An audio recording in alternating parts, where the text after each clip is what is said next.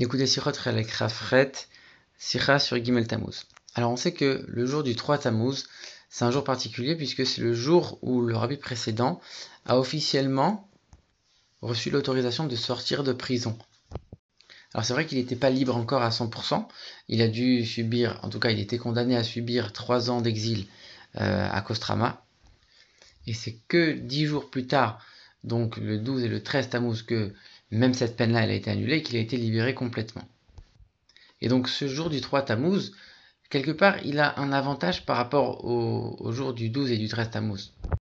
Puisque ce jour-là, il vient véritablement le sortir de l'obscurité, de la prison, de l'emprisonnement à proprement parler, si on peut dire. Et donc ce jour-là, on l'appelle le début de la délivrance, le début de la libération. Alors c'est vrai que la libération a été complète que par la suite, et c'est d'ailleurs que à ce moment-là qu'il a véritablement récité la bracha du Gomel pour remercier Dieu de l'avoir sauvé, etc. Mais on sait que dans le judaïsme, le début de chaque chose, c'est très important. Ça inclut toute la chose en quelque sorte. Et puis comme on l'a dit, c'était vraiment la transition entre la prison et la vie libre. Même s'il avait encore 3 années ailleurs à purger, c'était quand même véritablement ça le point de passage entre l'emprisonnement et la liberté. Et ce qui est particulier dans cet emprisonnement du rabbi précédent, c'est que s'il a été en prison, c'est parce qu'il s'est dévoué corps et âme pour diffuser la Torah et le judaïsme en URSS avec un dévouement et une abnégation absolument totale. D'ailleurs, ce sacrifice de soi, c'était pas quelque chose de simple, c'était vraiment au-delà de toutes les limites, au-delà de toutes les réflexions et de tous les pour et les contre qu'on pouvait imaginer. C'est-à-dire que si on s'arrêtait une seule seconde sur le fait de se dire est-ce que ça vaut la peine de s'investir autant, est-ce que ça vaut la peine de se mettre autant en danger, il y a plus forte raison de mettre en danger tous ses émissaires et tous ses élèves, etc. Alors qu'on n'est même pas sûr que ça va réussir, on n'est même pas sûr du résultat, et puis on a un danger qui est plus que certain. Et ce dévouement-là tout particulier, il est lié spécialement avec ce jour-là du Gimel Tammuz, du 3 Tammuz, et c'est ce que le rabbi va expliquer. Alors comment elle s'est déroulée cette libération? Le rabbi précédent, il explique que le jeudi, qui était justement le premier jour de Rosh Chodesh Tammuz, on est venu lui annoncer, ça y est, tu vas être libéré, tu vas pas purger la peine entière, tu es libéré, tu vas aller à Kostroma 3 ans, etc. Tu dois partir, tu peux partir aujourd'hui, tu peux rester 6 heures avec ta famille, et ce soir tu prends le train pour aller à Kostroma directement. Alors le rabbi précédent il a demandé, d'accord, mais je vais arriver à Kostroma quand? Il lui dit, pendant Shabbat. Et là le rabbi précédent il a dit, c'est hors de question, jamais de la vie je voyagerai pendant Shabbat. Alors évidemment ça a énervé les responsables de la prison comme on peut imaginer, et surtout quand on connaît leur caractère, comme le rabbi précédent il est décrit dans ses notes, et avec des efforts diplomatiques auprès du gouvernement, ils ont réussi à obtenir l'autorisation pour le rabbi précédent de repousser le voyage et de ne pas voyager pendant Shabbat. Et donc du coup, il a dû rester en prison plus longtemps que ce qui était prévu, puisque il a refusé le train qui lui était offert pour le soir même. D'ailleurs, à ce moment-là, il y a quelqu'un qui est venu le voir et qui lui a dit « Mais écoutez, il faut absolument dire oui, parce que si vous saisissez pas cette occasion d'être libéré, peut-être qu'ils vont changer d'avis, vous ne serez pas libéré du tout. Donc il faut dire oui tout de suite. » Et le rabbi précédent, il a répondu « Je suis prêt à rester même encore beaucoup plus longtemps dans cette prison, mais jamais je voyagerai pendant Shabbat. » Et à ce moment-là, on a une question qui se pose. Le rabbi précédent, en restant en prison, il se met en situation de danger comme jamais. C'était une prison qui était mortelle. Rester ne serait-ce qu'une nuit de plus, c'était un danger de mort. Prendre le risque que les officiers ils changent d'avis, surtout que les officiers n'avaient pas changé d'avis. Ils ont reçu des ordres du gouvernement à un niveau supérieur, donc ils n'ont pas eu le choix que d'écouter, mais ils n'étaient pas d'accord avec le fait de le libérer, donc s'ils avaient changé d'avis, ils l'auraient retenu encore.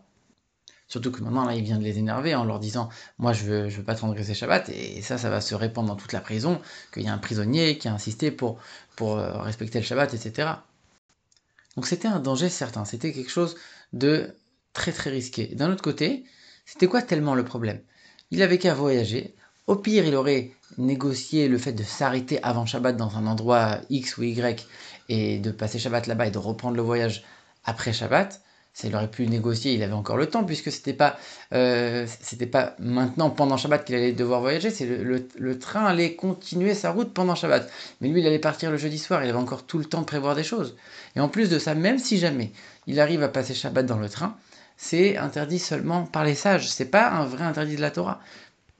Donc ici, la question se pose, pourquoi le rabbi précédent, il a tellement insisté, et il s'est tenu de manière si ferme dans cette décision de ne jamais transgresser le Shabbat, jamais de voyager le Shabbat. Mais en vérité, cette abnégation totale, c'était tout ce qui caractérisait le rabbi précédent. Et ça, on le voyait dans tous les domaines dans lesquels il s'investissait. D'ailleurs, il y avait même des choses dans lesquelles on n'est pas obligé de donner sa vie, on n'est pas obligé de se sacrifier, pour lesquelles lui, il se sacrifiait sans problème. Et encore pire que ça, il y avait même des choses pour lesquelles les grands rabbins, les grands rabbinim de la génération, ils ont refusé d'autoriser quelqu'un à donner sa vie pour des choses comme ça. Et lui, malgré tout, il donnait sa vie pour chaque chose. Il était prêt à se mettre en danger pour n'importe quel domaine.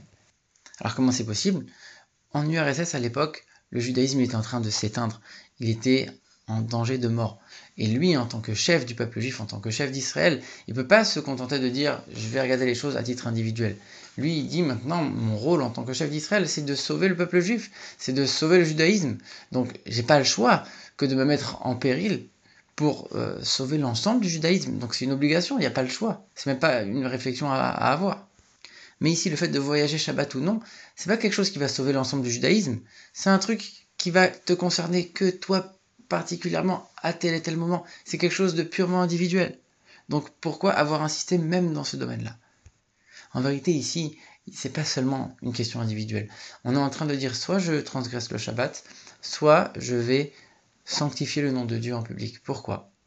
Parce que tout le but pour lequel on a enfermé le rabbi précédent en prison, c'était pour l'empêcher de diffuser la Torah et les mitzvot, et pour montrer que le régime soviétique avait une supériorité et une emprise sur le judaïsme était supérieure au judaïsme. Donc si le rabbi précédent avait accepté de voyager pendant Shabbat, les communistes, ils auraient dit, regardez, même le grand rabbi de Lubavitch, lui aussi, il a cédé à la pression communiste, et lui aussi, il va de force voyager pendant Shabbat, et ça aurait été une fierté pour eux. Et tous ceux qui auraient entendu ça, ils auraient été déçus, et ils auraient dit, ok, le rabbi, il a trébuché quelque part. Et même si entre-temps, il avait fait des négociations pour pouvoir s'arrêter avant Shabbat quelque part, etc., ça, les gens, ils ne l'auraient pas appris. Ils auraient retenu uniquement le fait qu'il a voyagé pendant Shabbat, même si ça n'aurait pas été le cas. Donc évidemment que pour sanctifier le nom de Dieu, il était obligé de tenir dur comme fer. Et on sait qu'en termes de sanctification du nom de Dieu, il n'y a pas de calcul sur une mitzvah de savoir si c'est une petite ou une grande mitzvah. On doit être prêt à se mettre en péril, même pour une petite mitzvah, quand il s'agit de sanctifier le nom de Dieu. Et c'est vrai que cette date du 3 Tammuz, elle tombe souvent à proximité de la paracha de Chukat. On sait que dans le judaïsme, il n'y a rien qui est au hasard. Et comme le Shlach Kadosh il le dit, toutes les fêtes, même les fêtes qui ont été instituées après la Torah, elles sont allusionnées dans les parachiotes pendant lesquelles elles tombent. Et ici, la paracha de Chukat, elle va nous raconter l'épisode de Moshe qui va frapper sur le rocher au lieu de lui parler, et à cause de ça, Dieu va décréter qu'il ne rentre pas en Israël. Et à ce moment-là, on va s'étonner, puisqu'il y a d'autres fois où on a reproché des choses à Moshe, mais jamais on l'a puni de la sorte. Et pourtant, on voit que là, pour une faute qui paraît insignifiante, on va l'empêcher de rentrer en Israël. C'est parce que les autres fois où Moshe a trébuché, c'était de manière isolée. Il n'était pas en public. C'était entre lui et Dieu. Alors que là, c'est quelque part un affront qui a été fait à Dieu en public. Et donc ici, on a aussi cette idée de sanctification du nom de Dieu qui doit se faire en public. Et là, on voit la gravité avec la petite action de Moshe qui lui a coûté quelque chose de très très gros finalement, ne pas entrer en Israël.